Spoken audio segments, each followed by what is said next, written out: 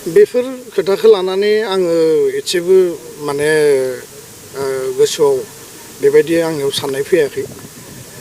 बबे समाव मानो बुंदोंमोन आं बेखौबो गोसोखांफिननो हायाखै आरो बे कल रेकर्डआ माने बेसेबां रियेलिटि दङ बे एडिटेड ना मा बेखौबो बिजिरनानै नायनांगोन। बिनि सायाव आङो जोंनि एबसुनि लेभेलनिफ्राय तदन्त खालामदों। दा जाय बिथांमोना बेखौ भाइरेल खालामदों, जाय बिथांमोना बे रेकर्डखौ दामदों, बिथांमोननि सायाव निस्सय बिनि सायाव तदन्त जागोन आरो मा उद्देश्य लानानै मा थांखि लानानै बिथांमोना खालामदों बिनि सायावबो नोजोर बोनांगोन।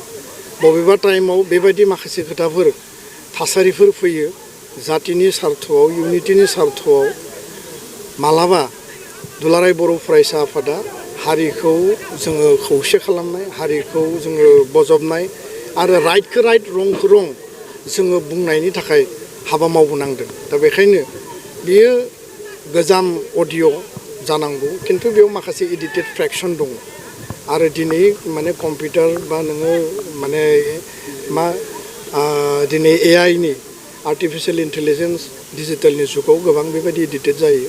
आंहा रावनिबो सायाव बेबायदि आक्षेप बा गाज्रि मोननाय गैया आरो बे दिनैनि तारिखाव जेबो रिलेभेन्सि गैया। आरो स्पष्ट बाथ्राखौ जुदि बुंनांगौब्ला बर'नि मोननै रिजनेल राजखान्थि हान्जा इउपिपिएल आरो बिपिएफखौ ज' खालामनानै बा मोनसे बुजाबुजिनि आधाराव बर'नि जातीय सत्ता, अस्तित्व, थामोन्था रैखाथि, माहारिबादखौ लानानै आवगायलांनांगौनि थाखाय जोङो ग्रेटार इन्टारेस्टआव आपिल होदों आरो बिनि थाखाय हाग्रामा महिलारि बिथां, खाम्फा बरगयारि बिथां, रबिराम नार्जारि बिथांजों आङो अक्ट'बर दाननि फार्स्ट उइकआव आङो जिरायदों, सावरायदों, खोब गोथौयै सावरायदों। प्रमद बर' बिथांजोंबो सावरायदों, बेनगोरा नार्जारि, इउजि ब्रह्म बिथांजोंबो आं सावरायदों जे जातीय इन्टारेस्टआव जोङो हाबा मावलांनांगोन आरो मालाबा जातिनि सार्थआव रल लानायाव जोङो गोबां खोथाखौ जोङो रिक्स लानानै माने हाबा मावनो गोनां जायो। सान्तिनि बाथ्राखौ जों बुंदों, सोरबाया असान्ति बाथ्रा बुंदों, सोरबाया हिंसानि बाथ्रा बुङो, जों अहिंसानि बाथ्रा बुंदों, सोरबाया भाइलेन्सनि बाथ्रा बुंदों, जों नन भाइलेन्सनि बाथ्रा बुंदों, जोङो डेम'क्रेसिनि डेम'क्रेटिक सार्थनि बाथ्रा बुङो, सोरबाया नन डेम'क्रेटिक खोथा बुंदों।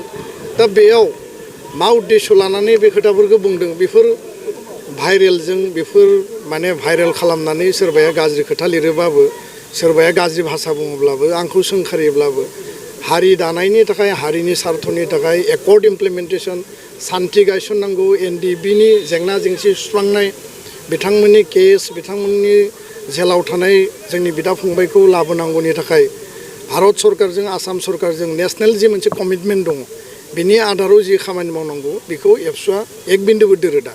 दा बेखायनो बेबायदि फिसा फिसौ लेभेलनि राजनिति खालामनानै बर' हारिया मालाबाबो लाब जाया। जातिनि ग्रेटार इन्टारेस्टआव बिथांमोना नायनांगौ आरो देरसिन लिडारफ्रासो सिद्धान्त लानांगौ। बेबायदि गाहाय लेभेलनि, सोरबा ब्लक लेभेलनि, सोरबा प्राइमारि लेभेलनि हान्जानि सोरबाया बेफोरखौ भाइरेल खालामनानै सोरनिबा इमेज नस्थ' खालामगोन, एबसुखौ माने गावनि टारगेट भिजन मिशननिफ्राय दोरोद होगोन, बेफोरखौ बिथांमोना साननानै जेबो लाब गैया। बिनिख्रुइ मायबा एक्सट्रिम ओंखारब्लाबो आंहा बिनि सायाव कुनु पस्थायनाय गैया, खारन आं जातिनि सार्थआवसो। सोरबाया हिंसानि बाथ्रा बुङो, जों अहिंसानि बाथ्रा बुङो, सोरबाया नन डेम'क्रेटिकनि बाथ्रा बुङो, जों डेम'क्रेसिनि बाथ्रा बुङो आरो बेबायदि भाइलेन्सखौ जों लुबैया। सान्थिया जोंनि एजेन्डा आरो बर' हारिनि थामोन्था रैखाथि, सेफगार्ड सिकिउरिटि, बर' हारिनि जातीयताबादा जोंनि एजेन्डा आरो बे एजेन्डायाव बड'फानि आदर्शखौ लानानै हाबा मावलांगोन आरो जि ओंखारदों बिनि सायाव निस्सय तदन्त जागोन, बिनि सायाव निस्सय एक्सन जागोन आरो बेखौ लानानै उननि समाव जों हाबा मावलांगोन। गोजोन्थों।